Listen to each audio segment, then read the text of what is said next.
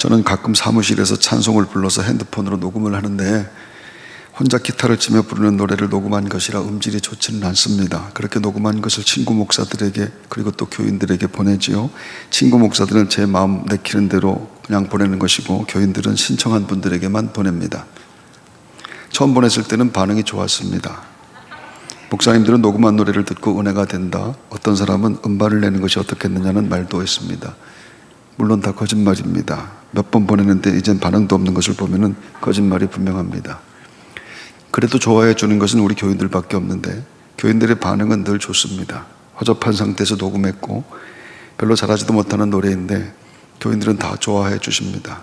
목사의 찬송이 교인들에게 특별하게 들리는 것은 그것이 목사의 찬송이기 때문일 것입니다. 몇 주 전 마지막으로 보낸 곡은 예수가 거느리시니 라고 하는 제목의 찬송가였는데, 예수가 거느리시니 즐겁고 평안하구나, 주의 작업 깨는 것 예수가 거느리시네, 주 날 항상 돌보시고 날 친히 거느리시네, 주 날 항상 돌보시고 날 친히 거느리시네. 많은 분들이 좋았다고 했으며 또 울었다고 하는 분들도 꽤 있었습니다. 울었다는 것에는 몇 가지 이유가 있을 수 있겠다 생각했죠. 은혜가 됐기 때문에, 혹은 괜히 서러운 마음이 들어서, 아니면 목사가 불쌍해서, 몇 가지 이유가 있었을 겁니다. 찬송을 불러 보내는 것은 교인들을 응원하기 위해서입니다. 그 마음이 찬송에 있고 교인들도 그런 마음을 압니다. 그래서 특별한 위로가 될 수도 있을 것이라. 다른 교회에서 일하고 있는 제 아들 전도사도 비슷한 일을 하는데, 전도사들이 노는 법이라고 해서 찬송을 녹음해서 친구들이 보는 유튜브에 올리곤 합니다. 그래서 저도 아들 노래를 가끔 듣는데 나쁘지 않습니다. 아들 노래에도 생각지 못한 은혜가 있는데 늘 감사한 마음이고 찬송에 늘 위로가 있음을 깨닫게 됩니다. 옛날부터 농부들이 여름 한낮에 논밭에서 고된 농사일을 하면서 노래를 부르는데 그것을 농부가라고 하죠. 너무 힘들면 노래를 부르는데 신기하게 노래를 부르면 힘이 나는 겁니다. 그것은 먼 바다에 나가 고기를 잡는 어부들도 마찬가지입니다. 망망대해에서 희배롭고 힘들게 고된 고기잡이를 하면서 노래를 부릅니다. 그러면 힘이 나기 때문입니다. 군인들은 훈련 중에 혹은 전투 중에 군가를 부르죠. 불러보신 분은 알겠지만 군가를 부르면 사기가 오르게 됩니다. 각종 운동 경기의 응원가도 마찬가지입니다. 저는 고등학교 때 불렀던 응원가로 우리 교회 응원가를 만든 적도 있습니다. 왕십리의 왕호랑이 궁짜라 궁짜 궁짜라 궁짜, 나가신다 꽃째 나가신다 꽃째 꽃째가 나가신다, 물러거라 섞어라 꽃째가 나가신다. 왕십리의 왕호랑이 궁짜라 궁짜 궁짜라 궁짜, 나가신다 꽃째 나가신다 꽃째 꽃째가 나가신다, 물러거라 섞어라 꽃째가 나가신다.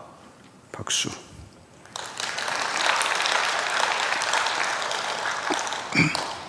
노래는 사람만 합니다. 다른 동물들도 노래한다고 하지만 다른 동물의 노래는 그냥 소리일 뿐이죠. 노래의 감정과 뜻과 메시지를 내는 것은 인간뿐입니다. 그래서 노래는 특별한 힘이 있습니다. 옛날부터 우리 민족은 슬플 때, 기쁠 때, 잘 될 때, 잘 안 될 때 늘 노래를 불렀습니다. 심지어 노래에 한을 담아 부르기도 했죠. 우리 민족을 대표하는 민요는 아리랑인데, 아리랑은 농부, 어부, 광부들이 각기 그들 생활 속의 애환을 이 노래에 담았다는 점에서 직업 공동체, 사회 공동체의 문화적 독자성이 강한 노래라 할 수가 있을 겁니다. 한국의 3대 전통 민요 아리랑은 정선 아리랑, 그리고 진도 아리랑, 밀양 아리랑이 있는데, 같은 노래인데 다른 노래이고 다른 노래인데 같은 노래이기도 합니다. 그래서 민족이 위기에 처했을 때는 민족적 동질성을 지탱하는 가락이기도 했습니다. 즉 노래가 위기를 버티고 이겨내는 힘이 되었다라고 하는 것이죠. 노래에 그런 힘이 있다면 하나님을 노래하는 것은 말할 것도 없을 겁니다. 성경은 주의 백성들에게 찬송하라고 합니다. 찬송하라, 하나님을 찬송하라, 찬송하라, 우리 왕을 찬송하라. 하나님은 온 땅의 왕이심이라 지혜시로 찬송할지어다.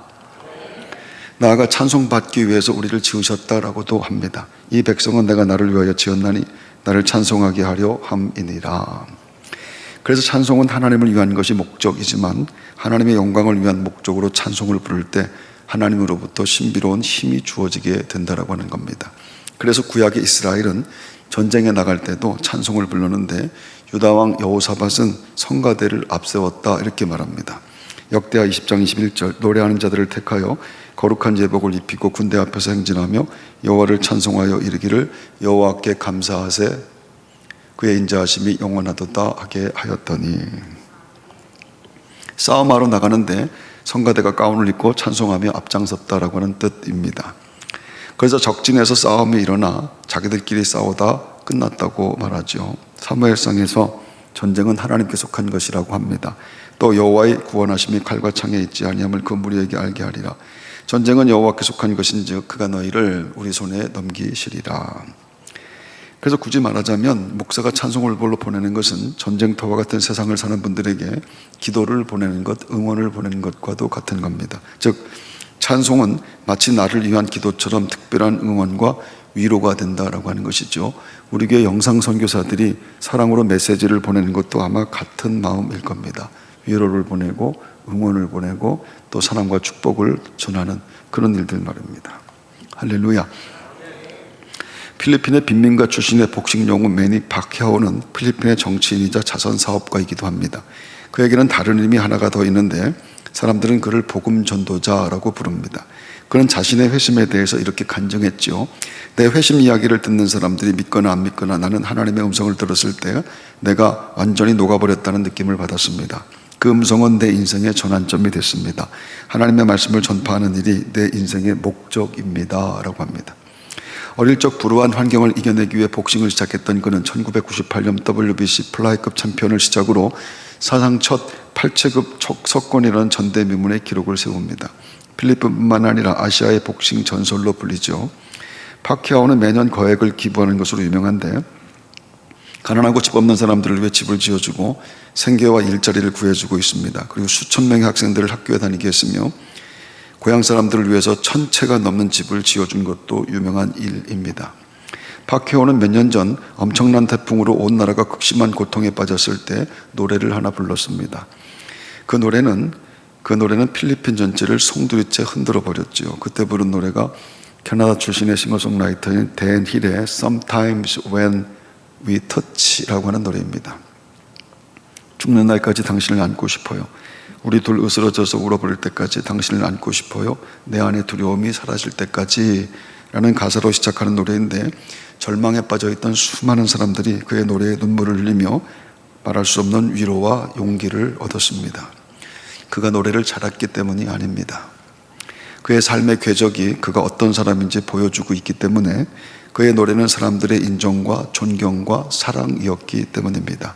소중히 여기는 사람이 불러주는 노래가 너무 큰 위로가 되는 것 말입니다. 그래서 노래는 입으로 부르는 것이 아닙니다.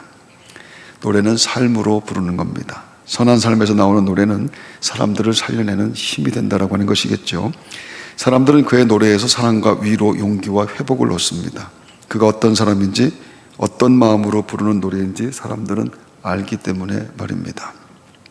그렇다면 찬송도 마찬가지입니다. 찬송의 목적이 되는 하나님 말씀에 대한 순종의 삶이 전제될 때 그때 찬송이 될 겁니다. 그것이 하나님 마음을 움직이는 노래이고 그것이 응답이 있는 노래이며 그것이 하나님의 영광입니다.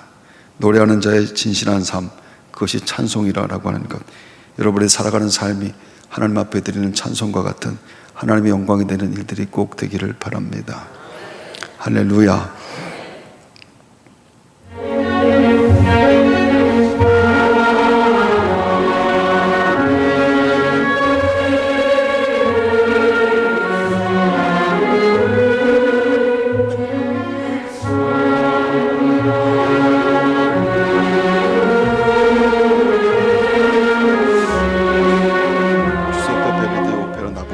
합창인 히브리 노예들의 합창은 바벨론으로 끌려간 히브리 노예들의 애환과 고향으로 돌아가기를 갈망하는 마음을 담은 노래입니다. 조금씩 틀어달라고 했죠. 이 나부코는 기원전 6세기에 구약 다니엘서가 배경입니다. 기원전 596년 바벨론은 이스라엘을 정복하고 이스라엘인들을 포로로 데려갑니다. 이로부터 10년 뒤 예루살렘은 폐허가 되고 대부분 바벨론의 포로가 되죠. 당시 바벨론 왕은 느부갓네살이었는데 나부코는 고대 바빌론의 왕 느부갓네살 2세를 이탈리아 말로 옮긴 이름입니다. 예루살렘에서 포로로 잡혔던 히브리인들은 바벨론 강변에서 강제 노동에 시달리면서도 노래를 부르며 시온을 그리는 마음을 달랬습니다. 하나님께서는 이스라엘 백성들에게 수많은 권고와 경고를 하셨지만 패역한 이스라엘은 끝까지 회개치 않고 하나님의 계명과 언약을 저버렸습니다. 결국 바벨론의 침략으로 예루살렘 성이 함락된과 동시에 수많은 사람들이 피해 살육을 당하게 됩니다. 하나님의 성전과 왕궁과 집은 불타버리게 되었고 많은 이들이 포로로 끌려가게 됩니다. 강제 노역에 시달리던 히브리 노예들은 자신들의 죄악을 기억하고 또 회개하게 됩니다. 동시에 바벨론이 멸망할 것이며 이스라엘을 회복시켜 주실 것이라는 하나님의 약속을 붙잡게 됩니다. 그들은 서로 의지하고 위로하며 고통스러운 그 시절을 참고 견디는데 그 와중에 잊었던 노래, 하나님의 약속을 기억하며 찬송을 부릅니다. 우리가 지난날 하나님을 잊고 살았습니다. 진실로 우리가 회개합니다. 하나님 우리를 구원해 주옵소서. 그들의 노래는 그들의 진심이었습니다. 같은 배경으로 불려졌던 노래가 1970년대를 풍미한 그룹 보니엠이 불렀던 바빌론 강가에서라고 하는 노래입니다. 137편에 나오는 글을 그대로 옮겨놓은 것이죠. 말할 수 없는 멸시와 박해에도 장차 여호수아와 같은 선지자가 자신들을 구해줄 것을 기대하고 꿈꾸게 됩니다. 결국 페르시아 제국에 의해서 바벨론은 망했고 이스라엘은 꿈에도 그리던 조국으로 돌아갈 수 있게 됩니다. 그때 한가름에, 정말로 한다름에 달려 시온 언덕에 올라 눈물을 흘리며 노래를 하게 됩니다. 그것이 시편 120편에서 134편까지 15편의 시입니다. 여호와께서 시온의 포로를 돌려보내실 때 우리는 꿈꾸는 것 같았도다. 그때 우리 입에는 웃음이 가득하고 우리 혀에는 찬양이 찼었도다. 바벨론 강가에서 이방인들이 노래 한번 불러보라고 했습니다. 너희들이 부르는 하나님 노래, 너희들이 하나님 노래를 부른다고 하는데 그 하나님 노래 한번 들어보자. 노래 한번 해봐라. 이는 우리를 사로잡은 자가 거기서 우리에게 노래를 청하며 우리를 황폐하게 한 자가 기쁨을 청하고 자기들을 위하여 시온의 노래 중 하나를 노래하라 하미로다. 그것은 조롱과 그리고 멸시였습니다.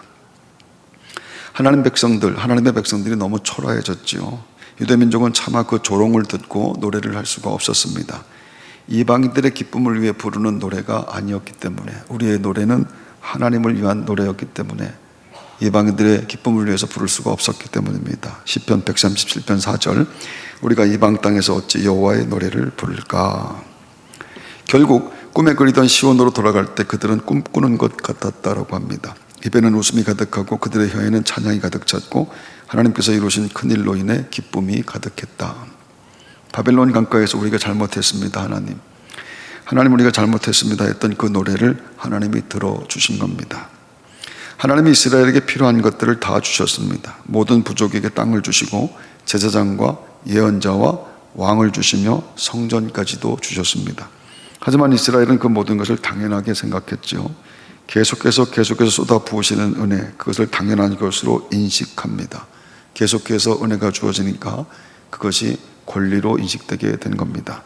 그래서 찬송의 감사와 감격이 사라졌고 찬송이 의미를 잃은 노래가 되었을 때 그들은 그대로 망해버렸다라고 성경이 말합니다. 유다는 바벨론에서 70년 노예 생활에 그것을 깨닫고 비로소 진실한 노래를 부릅니다. 소중한 것을 소중히 여기지 못했던 것을 후회하고 또 회개하고 가슴 아파하는 노래였습니다. 하나님이 그들의 노래를 그래서 바꾸어 주십니다. 시편 121편 5절에서 6절, 여호와는 너를 지키시는 이시라. 여호와께서 내 오른쪽에서 내 그늘이 되시나니 낮에 해가 너를 성하게 하지 아니하며 밤의 달도 크게 아멘하십시오. 여러분, 너를 해치지 아니하리로다. 1753년 설립된 대영 제국 박물관에는 중세시대부터 근대에 이르기까지 귀족들이 보관한 눈물의 병이라고 하는 것들이 있습니다. 장례 때 흘린 눈물들을 보관한 것인데 눈물의 의미를 기억하고 간직하려는 목적이었다고 하죠. 우리는 다 같이 울었습니다. 울며 기도했고 그 눈물의 기도에 우리 하나님께서 응답해 주셨습니다 라고 하는 뜻인데, 그 눈물의 병, 그 기원은 다윗에게서 시작된 것이라고 합니다. 다윗은 밤마다 눈물로 침상과 담요를 적시면서 기도했다고 합니다.